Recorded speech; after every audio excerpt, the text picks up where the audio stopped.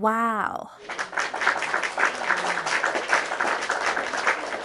네, 안녕하십니까. 주식 천만장자입니다.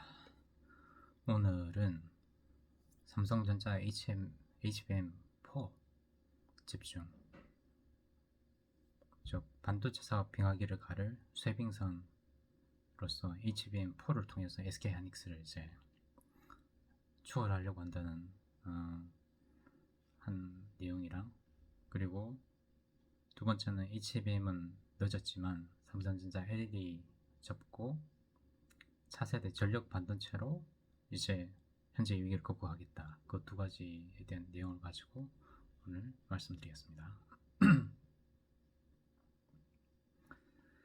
예, 삼성전자가 선점에 실패한 5세대 고대품 메모리 HBM 대신 6세대인 HBM4의 화력을 집중하기로 했습니다. SK하이닉스의 HBM 주도권을 내준 뒤 이를 되찾기 일찌감치 HBM4 개발에 착수하며 경쟁력을 강화해 왔는데요. 이제 저력을 발휘할 시점이 도래했다는 분석이 나오고 있습니다. 삼성전자의 HBM4 개발 목표로서는 2025년 하반기 양산이고, 커퍼2 커퍼 본딩 기술을 적용하며, 그 다음 용량은 48GB, 단수로 16단, 고객 맞춤형 HBM으로 판매를 하고, 로직 다이의 메모리 컨트롤러 기능을 적용시키고, 파운드리에서 로직 다이도 고객 맞춤형을 제작한다. 이 크게 6가지 개발 목표를 지금 가지고 움직이고 있습니다. 14일 관련 업계에 따르면 삼성전자는 최근 HBM 고대품 메모리 개발팀 규모를 확대하고 있습니다. 반도체 사업에 들여온 위기를 극복하기 위한 자구책으로 디바이스 솔루션 DS 부분 인력 재배치를 검토하고 있는데, 이 가운데 HBM 인력을 확대하는 등 조직 강화에 힘을 쏟고 있는 것입니다. HBM 개발팀은 전영현 DS 부문 부회장이 지난 5일 취임 후에 2달 만에 신설한 조직입니다.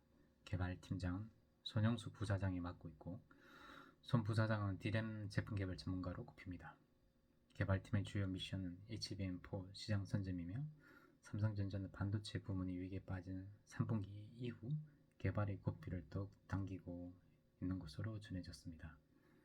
삼성전자는 인력 조정과 조직 개편이 진행되는 상황 속에서도 내년 하반기 HBM4 양산 목표를 유지하며 개발 로드맵을 수정하지 않을 방침입니다. 업계에서는 이런 방침에 대해 반도체가 여전히 상승 사이클에 있기 때문에 삼성전자가 대응 방향을 빠르게 잡을 수 있었다는 분석을 내놓고 있습니다. 만약 시장이 하락 국면에 있었다면 삼성전자의 기울은 더욱 혹독했을 것이라는 평가도 있습니다. 현재 메모리 반도체 시장은 HBM을 중심으로 호황이 지속될 가능성이 엿보이는 만큼 사업 노선을 급히 변경하기보다는 인력 재배치 수준에서 유연한 변화를 모색하고 있습니다. 우선 HBM 가격 상승 전망이 삼성전자의 HBM4 개발에 속도를 붙이는 주요 요인으로 작용했다는 평가도 나옵니다. 대만 시장 조사업체 트렌드포스에 따르면 올해 4분기 HBM 가격은 전분기 대비 8에서 13% 상승할 것으로 전망됩니다. 이는 글로벌 빅테크 기업들의 AI 인공지능 투자 확대와 AI 칩 수요 증가에 따른 것입니다. 그리고 AMD가 지난 13일 공개한 신형 AI 칩 MI325X도 삼성전자에 긍정적인 영향을 미칠 수 있을 것으로 보입니다.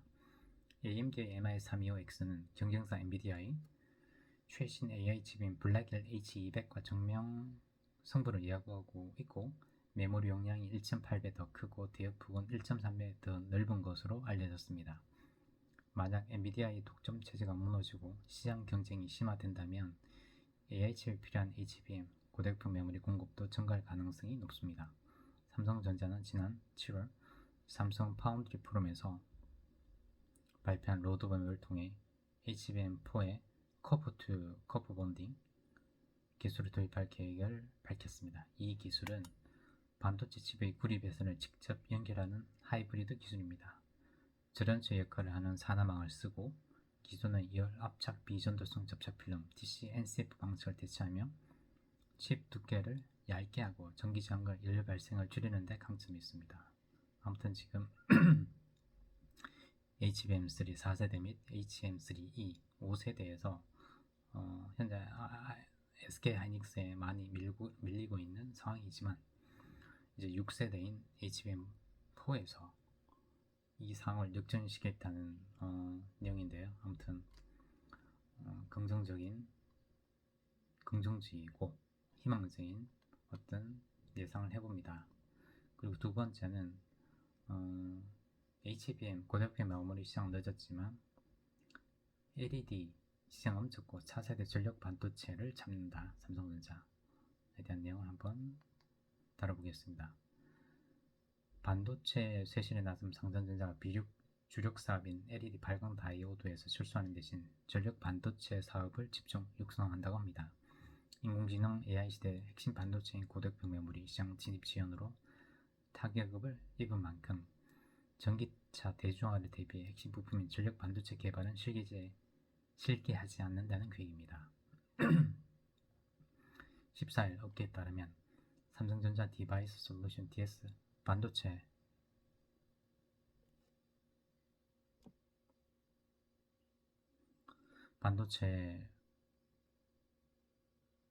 부문은 최근 LED 사업팀을 정리하고 관련 인력을 전력 반도체, CSS, 마이크로 LED, 메모리 등에 재배치하기로 했습니다.